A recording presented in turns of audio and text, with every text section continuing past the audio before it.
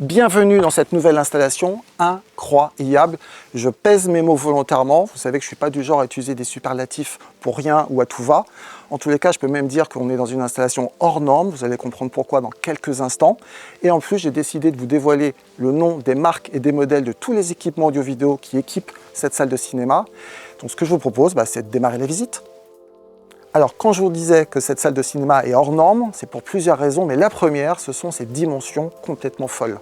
Tenez-vous bien, on est ici sur une salle qui fait 10 mètres de long par 7,50 mètres de large, c'est-à-dire 75 mètres carrés pour une salle de cinéma privée. C'est complètement fou. C'est assez rare qu'on fasse des installations aussi grandes. C'est un vrai privilège. Mais ce qu'il faut surtout retenir, c'est que 7,50 mètres de large, et je me promène, c'est vraiment très grand.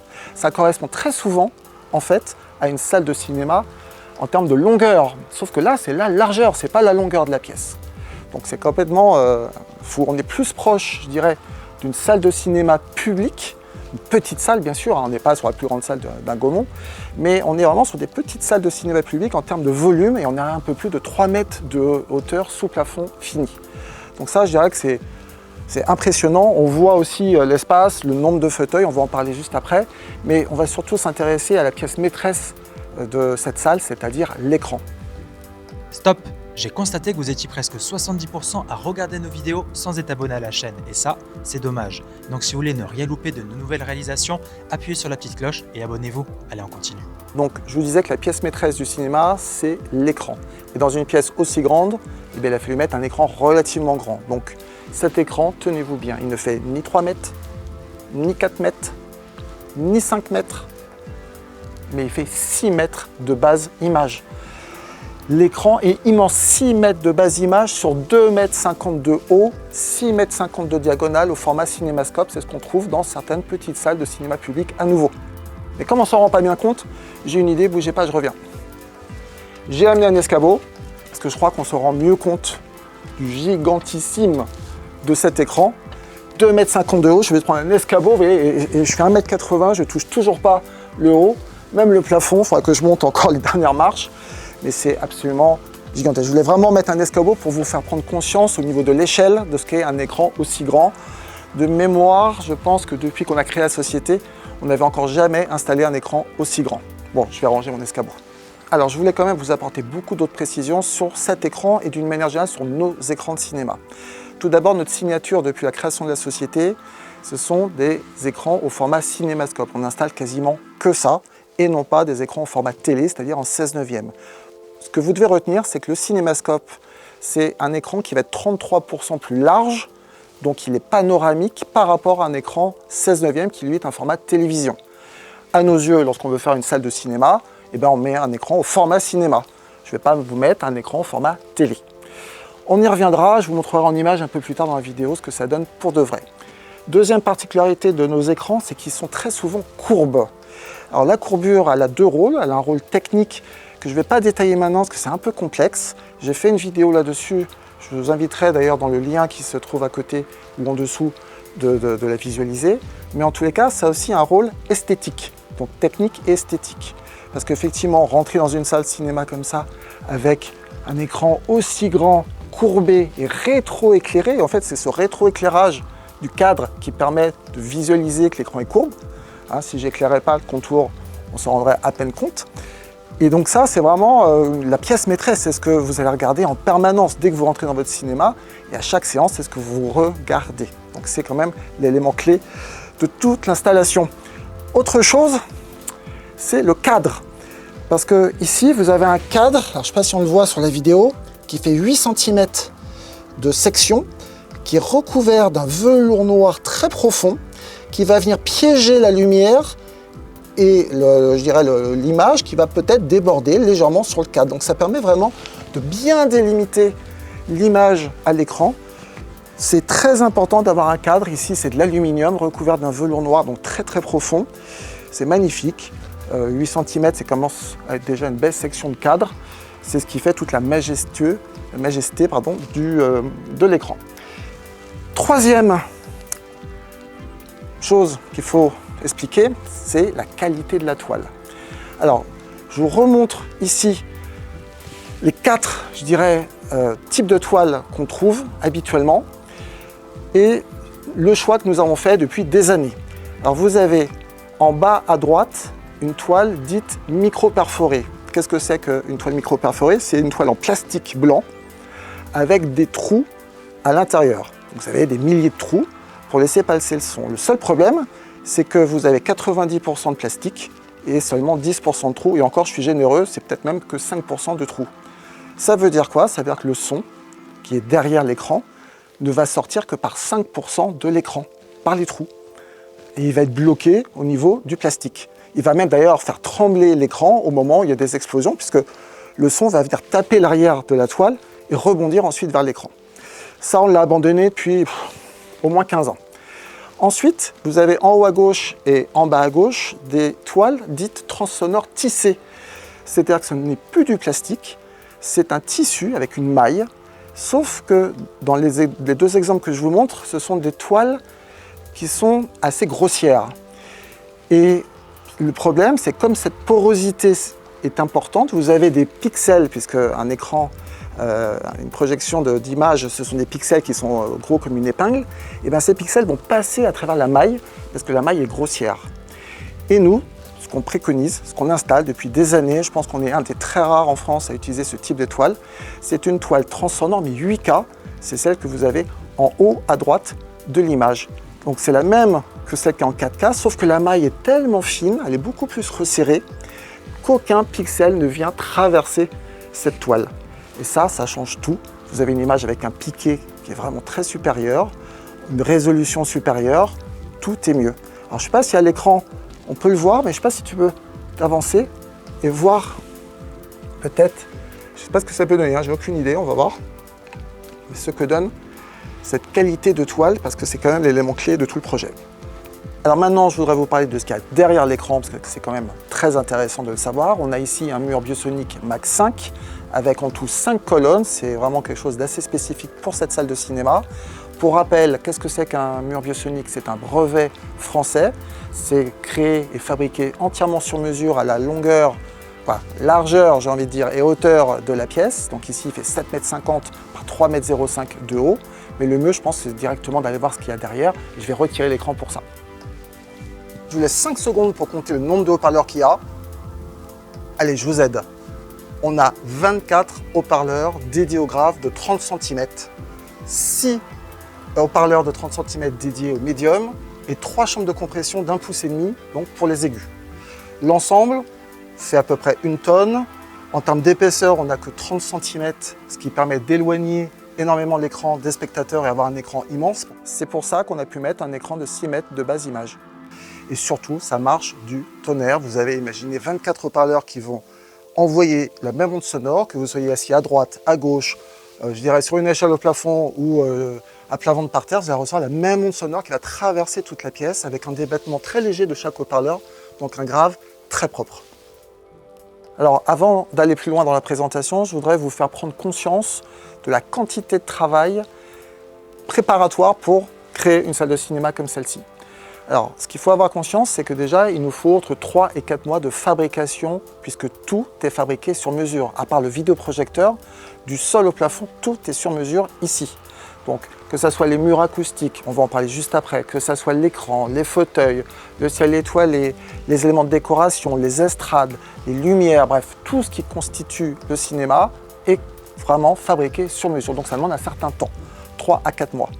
Ensuite, une fois qu'on arrive chez vous avec les camions, avec toutes les marchandises, matériaux, matériel à l'intérieur de ces camions, et bien, il va nous falloir environ, pour cette salle, on a mis, je crois, 2 semaines, en bossant beaucoup, hein, on ne fait pas des journées de 5 heures, c'est sûr, mais je dirais qu'en 2 semaines, on a transformé cette pièce qui était brute, qui ressemblait à tout sauf à un cinéma, et 2 semaines plus tard, le client a découvert un cinéma, je dirais, clé en main. Donc ça, vraiment, c'est important pour moi de souligner. En termes de volume, ici, on est sur une salle qui, on l'a pesée, représente 3 tonnes de matériaux et de matériel. Rien que le mur Biosonic, il fait 1 tonne. Rien que les fauteuils, ça fait 1 tonne. On va en parler juste après. Et puis, tout ce qui est mur acoustique, plafond acoustique, tout ce qui est technique, ça fait également 1 tonne. Donc, vous voyez, c'est quand même beaucoup de manutention, beaucoup de préparation, beaucoup de fabrication. Vous savez qu'un cinéma idéal, c'est un cinéma qui va être essentiellement noir au niveau des couleurs. Alors ici, qu'est-ce qu'on a de noir? On a des murs noirs comme dans toutes nos salles de cinéma. Rappelez-vous, je l'ai déjà expliqué dans d'autres vidéos, ce n'est pas un hasard, on n'a rien réinventé, c'est qu'en fait, ces matériaux noirs qui vont être autour de l'écran, que ce soit au niveau du plafond ou des murs, vont venir piéger le rayonnement de lumière qui va se faire tout autour de l'écran pendant la projection, et ça va éviter du coup de faire monter la luminosité ambiante de la pièce. Hein, si cette luminosité rencontrait un plafond blanc ou des murs blancs ou des couleurs claires, ça créerait, je dirais, une sorte de voile sur l'écran. Au lieu d'avoir des noirs, on aurait des gris, ça serait la cata. L'avantage du tissu Ferrari noir en plus, c'est qu'il est transsonore, c'est-à-dire que lorsqu'on met une enceinte derrière, le son passe à travers comme s'il n'y avait pas de tissu. Autre élément très important dans un cinéma, c'est la déco. Et ici, on a un brevet, à nouveau, décidément ça fait beaucoup de brevets, c'est le deuxième brevet dont je parle depuis le début de cette vidéo, qui consiste à créer des panneaux en aluminium sur mesure, qui font 20 mm d'épaisseur. Ici, ce panneau, on va venir le transpercer de part en part pour ici créer des formes de mikado.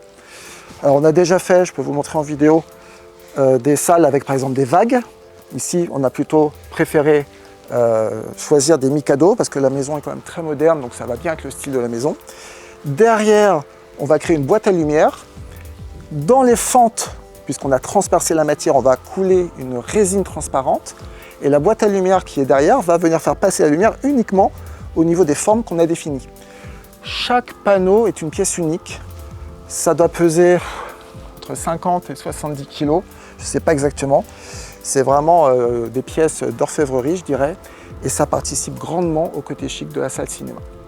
Puisqu'on parle de chic, je voudrais quand même vous rappeler une chose, c'est que toutes nos salles de cinéma ont, je dirais, cette ligne directrice de salles classe, de salles chic, de salles sobres, de salles intemporelles. Dans 15 ans, si je reviens ici, je peux vous assurer que la salle n'aura pas pris une ride. On est vraiment dans une atmosphère vraiment très chic. Alors ici, c'est un peu particulier, on est vraiment sur une salle entièrement grise. On a une moquette en pure laine gris foncé, gris anthracite. On a des fauteuils en alcantara gris clair, mais on est entièrement gris, avec ces panneaux en aluminium également gris. Donc c'est un peu, je dirais, la ligne directrice du projet. C'est très joli, c'est très chic. Puisqu'on parle de moquette, je viens de vous en parler. Pourquoi on utilise une moquette en laine? J'aimerais quand même faire un petit rappel là-dessus. C'est qu'une moquette en laine a le gros avantage d'être mat. C'est-à-dire qu'il n'y a aucun reflet de l'écran sur le sol, contrairement à une moquette synthétique qui, elle, va avoir une fibre brillante. Ça, c'est un premier point. Deuxième point, ça se voit, une moquette en laine, c'est quelque chose qui est beaucoup plus chic qu'une moquette synthétique. C'est agréable aux pieds, ça s'entretient bien, c'est imperméable, ça vieillit très bien. Et surtout, ce que nous faisons, c'est que nous rajoutons sous la moquette une Thibaud d'acoustique qui est aussi épaisse, c'est ça qui est incroyable, que la moquette elle-même, et qui va donner ce moelleux. Alors vous ne pouvez pas le sentir, mais moi qui marche dessus, je peux vous dire qu'on a l'impression de marcher un petit peu sur du coton. Et cette Thibaud d'acoustique va avoir aussi pour but de venir piéger le rebond du son sur le sol. Parce que le son, il part à droite, à gauche, vers le haut, vers le bas, et donc l'idée c'est de venir piéger tout ce qui arrive sur le sol. Alors en termes de décoration, dans cette salle de cinéma, on est uniquement, vous l'avez remarqué, que sur des lignes droites, très épurées. Je voudrais quand même vous montrer le niveau de finition que nous avons, avec ici un filet d'aluminium qui rappelle l'aluminium des Mikado qu'on a vu juste avant. Donc ça permet de terminer parfaitement bien la moquette. Vous voyez, c'est pas une moquette qui revient comme ça serait vraiment horrible. On a ici un rappel du tissu Ferrari noir des murs acoustiques sur cette partie ici, et la contre-marche qui est en retrait, hein, c'est pas une marche qui fait comme ça, non, elle est derrière, elle n'est pas ici. Ça permet d'intégrer, je dirais, des lumières, c'est magnifique, c'est très épuré, c'est très chic. Moi j'aime beaucoup. Je vais vous montrer maintenant l'avant-scène, qui est à double niveau sous l'écran, qui est vraiment un élément de déco important dans le cinéma, reprend les mêmes, je dirais, formes, mais inversées des marches arrière. Et vous remarquerez un point très important, c'est l'élément supérieur de l'avant-scène qui est noir. Alors souvenez-vous, on en a parlé tout à l'heure, c'est très important d'avoir du noir tout autour de l'écran. Pourquoi? Parce que le rayonnement lumineux qui va se faire au niveau de l'écran va venir toucher directement le sol, et du coup en mettant une moquette noire, ça permet de piéger cette lumière comme les murs ou le plafond. c'est l'élément le plus important sans doute de tout le cinéma. Donc je voudrais quand même insister là-dessus parce qu'on a tendance à sous-estimer cette partie-là. Pour la correction acoustique de la pièce, on a utilisé ici un brevet européen. Donc vous voyez, c'est le troisième dont je vous parle depuis le début de cette vidéo. Et ce brevet va consister dans seulement 10 cm d'épaisseur. Donc là, je vais essayer de vous montrer des rushs où on voit un petit peu comment ça se monte un mur acoustique. Mais dans 10 cm d'épaisseur, on voit à la fois apporter l'isolation thermique de la pièce, l'isolation phonique, donc on cherche à s'isoler pour pas que le son sorte, également la correction acoustique, donc là c'est l'amélioration et la maîtrise du son dans la pièce, et toute la décoration avec ici un tissu Ferrari noir magnifique. Pourquoi je vous parle de ça? Parce qu'il faut bien comprendre que entre utiliser un brevet qui est extrêmement sérieux, extrêmement pointu, ou comme on le voit malheureusement trop souvent, par exemple mettre, je ne sais pas moi, de la laine de roche, de la laine de bois, de la laine de chanvre, de la laine de ce que vous voulez, caché ensuite par un tissu tendu, ça n'a rien à voir. Puisque nous, on va être capable ici, zone par zone, panneau acoustique par panneau acoustique, de traiter le son différemment. C'est-à-dire que par exemple ici, je vais absorber un excès d'aigu, alors qu'à côté, selon l'étude acoustique qui aurait été menée en amont, je dirais, par informatique, on va absorber un excès de grave. Et ça, tout autour de la pièce. Et c'est ça qui va permettre de retrouver un son parfaitement équilibré, sans, je dirais, d'incident acoustique. Et comment ça marche?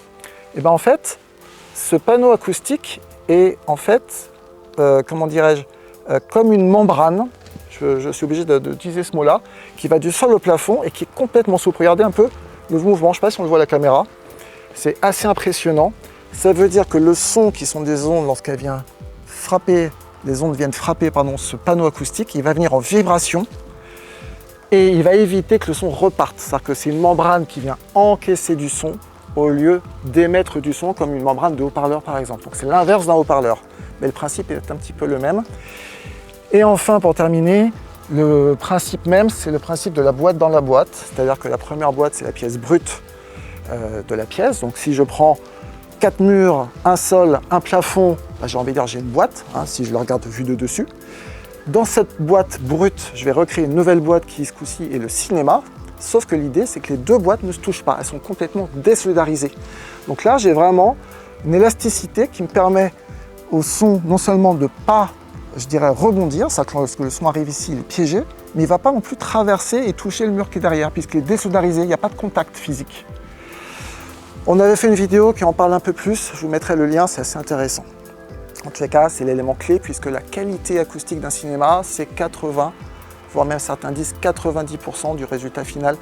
Donc s'il y a bien quelque chose sur lequel il faut se concentrer et surtout ne pas minimiser la chose, c'est la correction acoustique de la pièce. Si on ne s'en préoccupe pas, moi j'ai pas peur de le dire, c'est comme si on ne s'occupait pas de l'étanchéité au moment de faire une piscine. Ça serait une faute terrible et le résultat ne serait pas terrible à l'arrivée, c'est sûr. Avant de parler des fauteuils, d'ailleurs, dans lesquels je suis assis, je voudrais faire un gros point sur la partie technique audio de cette salle de cinéma parce qu'on a une configuration assez hors norme. Rappelez-vous, on a un mur biosonique avec 3 enceintes principales, gauche, centre, droit, qui sont en haut rendement. C'est pour ça qu'on a un pavillon avec une chambre de compression d'1,5 pouce, souvenez-vous. Mais on est également dans une installation 100% en haut rendement. Pourquoi? Parce qu'on va avoir 4 enceintes sur route latérale, une paire en face de chaque rangée de spectateurs. On a également une paire d'enceintes à l'arrière, donc sur le mur arrière, complètement derrière moi, on appelle ça des surround back. Donc c'est-à-dire qu'on a 4 et 2, ça fait 6 enceintes, plus les 3 devant, on a nos 9 enceintes, le fameux 9. Après, je vous ai dit qu'on était en point 24. Qu'est-ce que c'est 24? Ce sont les 24 haut-parleurs de grave de 30 cm du fameux mur biosonique qui vont générer le fameux canal de grave au moment où il y a des explosions dans le film. Et puis, souvenez-vous, il y a le dernier chiffre, c'est le point 4. Donc le point 4, c'est quoi? C'est 4 enceintes Dolby Atmos qui sont donc au plafond et qui vont permettre de croiser un son vertical, puisque le son du plafond va descendre, je dirais, vers le sol, alors que toutes les autres enceintes envoient un son horizontal. Donc ce son horizontal général des 9 enceintes, plus ce son vertical, je dirais, des 4 enceintes Dolby Atmos, vont créer une bulle sonore, un son un peu 3D autour des spectateurs, avec des effets qui sont parfois assez bluffants. Je prends un exemple, il se met à pleuvoir dans le film, vous allez entendre la pluie qui va tomber du plafond, Donc au-dessus de vous et non pas autour de vous s'il n'y avait pas de Dolby Atmos. Précision super importante parce que vous avez remarqué qu'on ne voit pas les enceintes arrière, les enceintes surround, puisqu'elles sont in-wall, elles sont donc encastrées dans nos murs acoustiques. Il y a le tissu Ferrari noir qui passe devant et souvenez-vous, il laisse passer le son, donc il est complètement transsonore, transparent. Mais surtout, ces enceintes sont à la fois certifiées THX Ultra 2, qui est la plus haute distinction en termes de normes de qualité d'enceinte.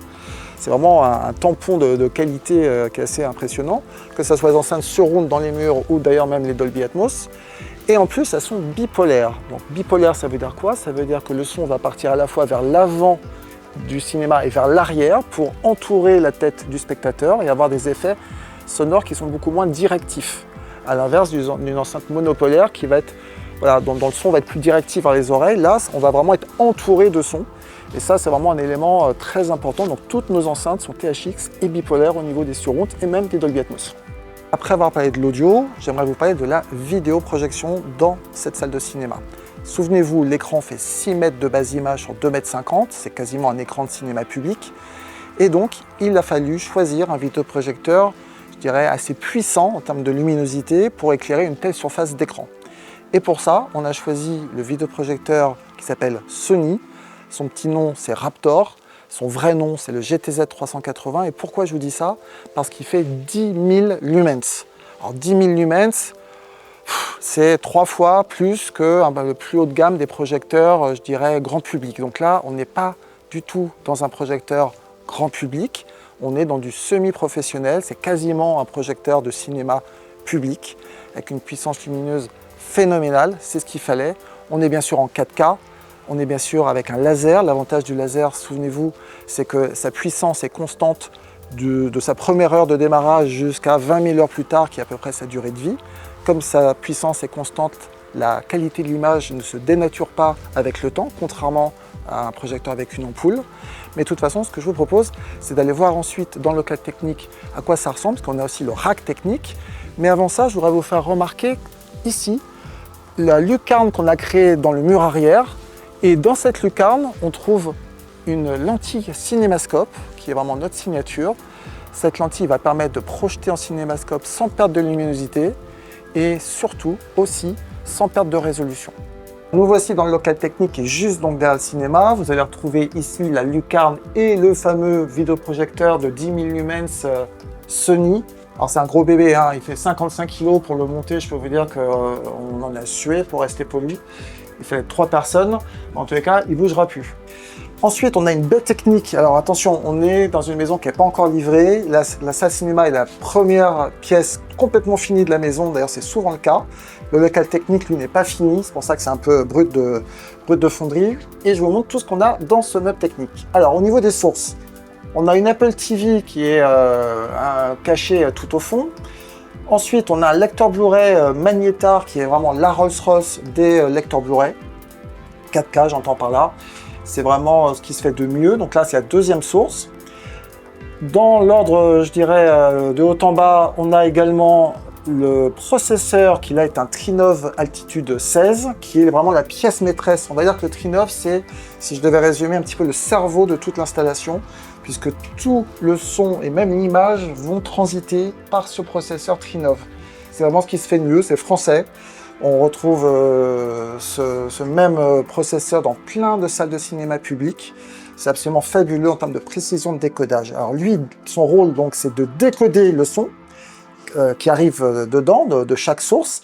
Et ensuite, il va envoyer un son non amplifié, alors je descends, vers des amplis de puissance qui sont ici des NuPrime, qui sont des amplis classe D numériques, extrêmement puissants et surtout avec une chaleur que nous, on aime beaucoup. On a la puissance de la classe D, mais avec la chaleur des classes A. En dessous, on a la troisième source qui est un Zidoo. Donc les Zidoo, c'est un lecteur multimédia. Donc c'est lui qui va afficher, vous savez, toutes les jaquettes des films qu'on a vus tout à l'heure. Et ce Zidoo va chercher les films qui sont stockés, eux, dans le serveur de films qui est ici, avec une batterie de disque dur pour que le client puisse, je dirais, rajouter ses propres films. Donc on a vu toutes les sources. Alors qu'est-ce qu'il nous manque? Il nous manque ici. On a donc 3 amplis Crosson pour alimenter tous les vibreurs donc des fauteuils. Et enfin, tout en bas, alors je suis désolé, il y a beaucoup de poussière parce que voilà, c'est encore très poussiéreux. Il va falloir faire un gros ménage à la fin. On a les deux amplis d'Ivatec qui, eux, vont amplifier uniquement les colonnes de grave, donc les 24 haut-parleurs de grave de 30 cm. Donc ce sont ces amplis-là. Alors vous voyez, ça fait quand même une bête technique. Je fais 1m80, donc vous voyez, ça fait quand même une bête technique plutôt bien fournie. Et en plus, ah oui, si, je l'ai oublié, le petit tiroir qui va bien pour ranger les télécommandes ou voir les lunettes 3D s'il y en avait un. Et puis surtout, eh ben, on a aussi donc une porte vitrée qui ferme à clé. C'est plutôt pas mal, ça évite que les gens aient pu fouiller dedans. Nous, on aime bien quand c'est possible. Les fauteuils, c'est un point très important dans un cinéma et surtout sur celui-ci. Alors ici, on a 5 fauteuils devant, 6 derrière, donc on est en quinconce. Ça, c'est vraiment notre signature. Moi, j'insiste très souvent pour être en quinconce entre la rangée de devant et la rangée de derrière. Donc, quand on a un nombre impair, ce qu'il faut retenir, donc par exemple 3 ou 5, on a toujours un fauteuil qui va être parfaitement au centre. Donc ici, c'est celui du milieu, celui du grand chef. Ça, c'est qu'on a un nombre impair. Alors que derrière, on va avoir un nombre pair, on a 6.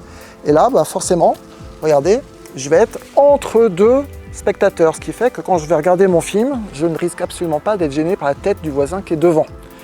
Ça, c'est un point important. Autre point et particularité dans cette salle, c'est que devant, si vous regardez bien, nous n'avons pas une rangée de fauteuils, mais nous avons 5 fauteuils mis côte à côte. C'est-à-dire qu'il y a un espace entre chaque fauteuil et chaque place a 2 accoudoirs. Vous voyez, j'en ai 2 là, etc. Alors que derrière, si vous regardez bien, on a un accoudoir commun à 2 places assises. Ça, c'est quand même une subtilité qui était assez intéressante. Le client voulait vraiment avoir un certain confort devant, être assis un petit peu comme un pacha. Tous nos fauteuils ont un porte-gobelet dans chaque accoudoir.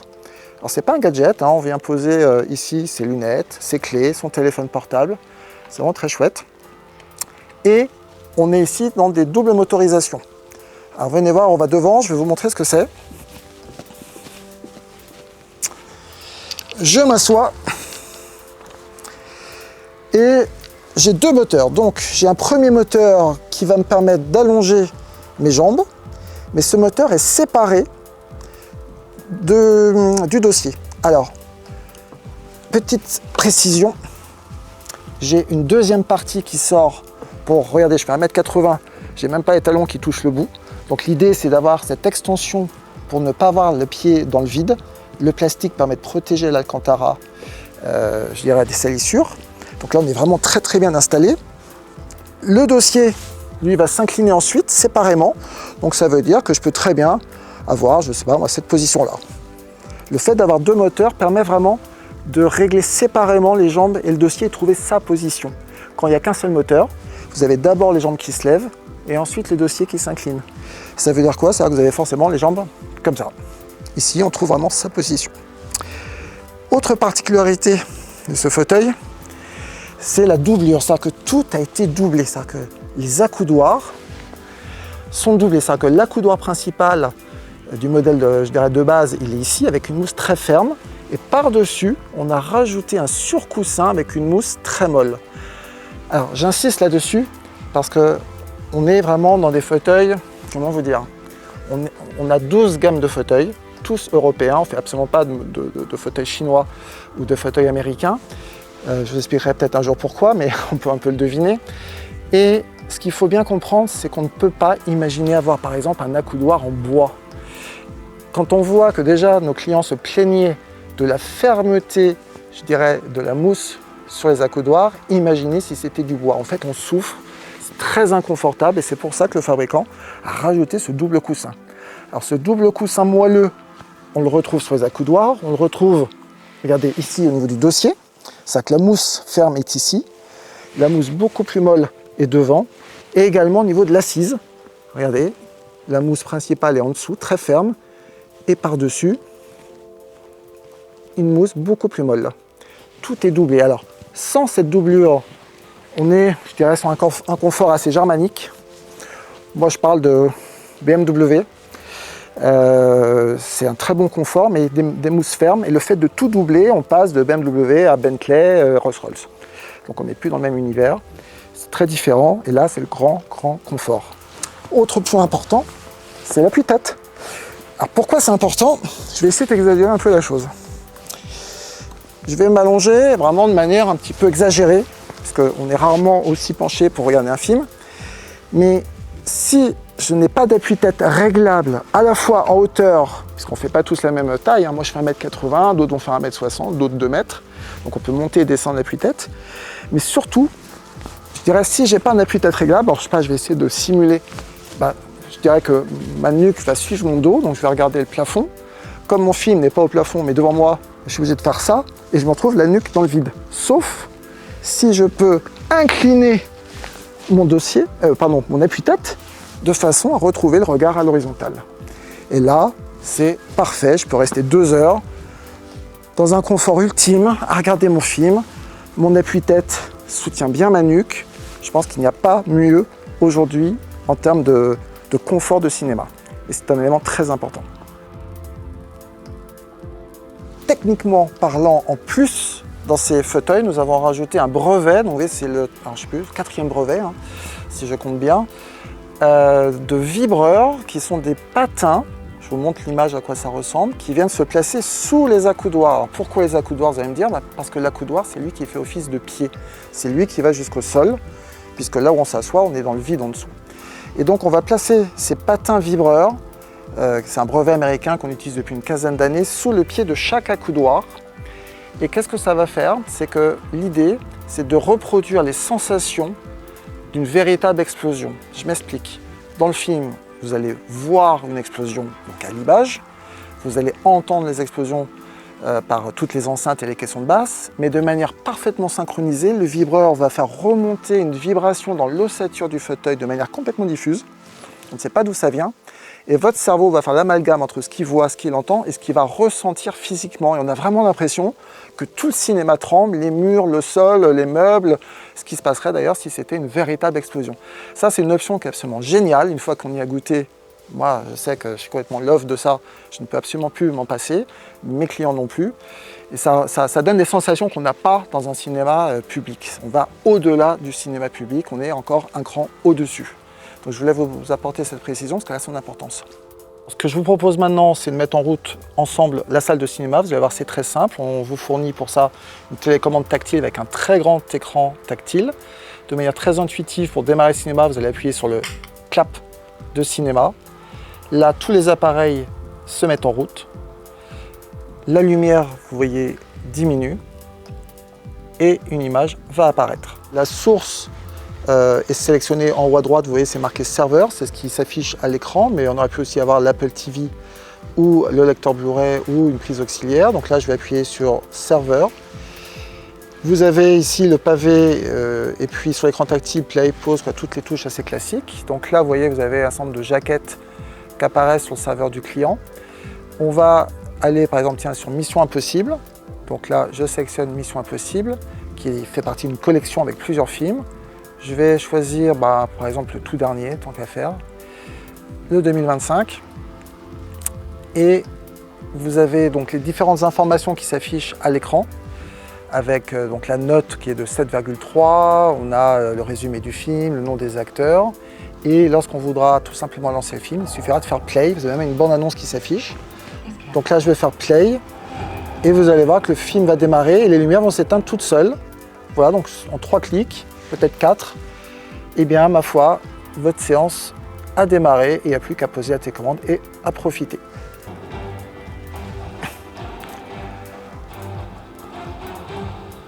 En plein film, si je fais par exemple pause, pour aller par exemple aux toilettes, un grand classique, eh bien vous avez vu que sans rien faire d'autre, j'ai quelques lumières qui se rallument. Je refais play pour relancer le film, après avoir fait ce que j'ai à faire. Et le film repart avec donc les lumières qui s'éteignent également. Sur un écran cinémascope, qu'est-ce que ça donne si on regarde un film d'abord en 16/9? Donc j'ai pris Blanche-Neige, mais ça aurait pu être un téléfilm, ça aurait pu être n'importe quelle autre émission de télé. Je simule une image 16/9 sur un écran cinémascope, c'est-à-dire que l'image 16/9 s'arrête ici. Donc là, c'est comme si j'avais installé dans ce cinéma un écran 16/9 et non pas un écran cinémascope. Dans ce cas-là, l'image s'arrêterait ici. Ce qu'il faut bien comprendre, c'est que l'image est pleine hauteur d'écran. Seule la largeur va varier entre du 16/9 et du cinémascope. Donc ça, c'est vraiment le rendu d'un téléfilm, d'un match de foot, d'une émission de télé, d'un concert ou ce genre de choses. Sur un écran cinémascope, on ne perd rien, on a la même image que si on avait un écran 16/9. Donc maintenant, je vais vous diffuser un film qui, lui, a été tourné en cinémascope par le réalisateur. Il faut savoir que c'est entre 7 et 8 films sur 10, 80% de la production mondiale est tournée en cinémascope. Puis on va voir ce que ça donne. Vous remarquerez que le film est entre deux bandes noires, donc une en haut, une en bas, puisque l'image qui est entre ces deux bandes est panoramique. Et figurez-vous qu'elle va être au même format que notre écran qui, lui, est en cinémascope. Sauf que pour l'instant, je suis toujours avec une projection en 16/9. C'est-à-dire que si mon écran s'arrêtait ici, par rapport à Blanche-Neige qu'on a vu juste avant, j'aurais une image moins haute. C'est-à-dire qu'en regardant un grand film, un Star Wars, un Gladiator ou Oblivion, ben, j'ai une image plus petite qu'un téléfilm ou qu'un film, un film français, une émission de télé ou autre, ce qui n'est pas logique. Moi, ce que je veux, si je regarde un grand film, je veux une grande image. Et pour ça, eh bien, on va remplacer tout le noir que vous voyez tout autour de l'image. Donc là, souvenez-vous, j'ai un écran qui est 33% plus large qu'un écran 16/9. Donc cette bande noire à droite et à gauche, ça représente 33% de la longueur totale. Et j'ai 25% de bande noire. C'est-à-dire que cette bande noire, si je la mets sur celle qui est en bas, je vais arriver à peu près ici, ça représente un quart de la hauteur de mon écran. Et bien maintenant, je vais passer en cinémascope, et je pense que ça va être flagrant pour vous, puisqu'on va gagner 50% d'image. Allez, on y va. Alors voilà, donc, vous voyez quand même la différence, c'est que là, je peux vous dire que les 10 000 lumens, on les sent quand on les a dans les yeux. On est plein écran, c'est-à-dire que les bandes noires ont disparu, c'est un petit peu comme si virtuellement, elles étaient au-dessus et en dessous de l'écran. Ce n'est pas tout à fait le cas, mais c'est pour imager la chose. Donc on est toujours en pleine hauteur, c'est-à-dire qu'on n'a plus de bande noire. C'est tout l'avantage du cinémascope. On a une image qui va être 25% plus haute puisqu'il n'y a plus de bande noire. Et elle est également 33% plus large puisque l'écran est 33% plus large qu'un écran 16/9. Et 33% plus 25%, allez, j'arrondis, on a 50% d'image en plus. Allez, je le refais pour bien vous montrer la différence. C'est flagrant, hein. C'est 50% d'image, je peux vous dire que ça change absolument tout. Voilà ce qu'on aurait sur un écran 16/9. Alors l'image n'est pas vilaine, hein. Voilà, là je crois qu'il n'y a pas photo. On voit plutôt la différence. Et puis le cinémascope, c'est aussi une histoire d'ambiance. Dès qu'on rentre dans le cinéma et qu'on a un écran cinémascope face à soi, ça change absolument tout. C'est une histoire aussi d'atmosphère. On est face à un vrai écran de cinéma. On n'est pas face à une immense télé, format télé accroché sur le mur. Donc voilà, je voulais vous montrer quand même la différence parce qu'elle est quand même énorme. Alors, on peut peut-être prendre d'autres extraits si besoin est, mais je crois que voilà, c'est suffisant. Alors je peux même faire pause. Allez, tiens, on va faire pause. Regardez. En faisant pause, on voit un peu mieux ce qui se passe. Regardez, là par exemple, j'ai cette image, je passe en cinémascope, plein écran. C'est immense. Là, j'ai un écran de 6 mètres de base image. Et là, je repasse en 16/9. Point important, on ne perd absolument rien quand on passe en cinémascope. Regardez par exemple le petit badge là de l'actrice. Prenez des repères sur l'image. Quand je vais passer en cinémascope, j'ai toujours son petit badge qui apparaît. En fait, je ne fais que supprimer les bandes noires et l'image qui est entre les deux bandes noires, je ne fais que l'agrandir pour remplir mon écran qui lui-même est en cinémascope. Donc j'ai une image en cinémascope tournée par le réalisateur, un écran cinémascope, c'est entièrement compatible. Alors j'espère que cette présentation vous a plu. Vous avez vu, c'est une salle qui est totalement hors norme. Sachez bien évidemment qu'on ne fait pas que des salles hors normes comme celle-ci. Je dirais la surface moyenne d'une salle de cinéma se situe entre, on va dire, 30 à 40 mètres carrés. On n'est pas sur des salles de 75 mètres carrés comme ici. Sachez aussi que nous travaillons sans aucune sous-traitance, c'est très important de le dire, que ce soit l'étude des plans, l'étude du devis et la réalisation des travaux, il n'y a que nos équipes en interne qui travaillent, donc on est garant du résultat final. On exporte également notre savoir-faire à l'international, on ne travaille pas qu'en France. Vous pouvez avoir un projet dans les dom-toms, en Afrique, en Asie, on intervient partout dans le monde. On a fait d'ailleurs des très très belles réalisations. Et puis n'oubliez pas aussi, c'est que lorsque on étudie un projet pour un client, on va lui fournir un dossier complet qui fait entre 50 et 70 pages. On va étudier les plans d'agencement, les angles de vision, les plans techniques, tous les détails, tous les matériaux, les matériels, les équipements, tout ce qui va être adapté aussi à la taille de la pièce, la taille de l'écran. On va vous proposer une douzaine de modèles de fauteuils, plusieurs modèles d'enceintes, plusieurs modèles de vidéoprojecteurs. Et ça, c'est vraiment important de le signaler. On ne pourrait pas, si vous voulez, deviser un projet sans pouvoir faire des plans. C'est-à-dire qu'on ne commande pas une salle de cinéma comme on commande un produit fini sur Internet. On a besoin d'étudier. Ça ne serait pas sérieux de deviser un projet sans faire de plan très précis du cinéma. Voilà, en tout cas, c'est notre devise et ça fait depuis 2002 que ça dure et j'espère que ça va durer encore très longtemps. Donc en tout cas, rendez-vous pour d'autres vidéos sans doute sur d'autres sujets et puis n'hésitez pas à nous contacter, ça sera avec grand plaisir qu'on répondra à toutes vos questions. À très bientôt.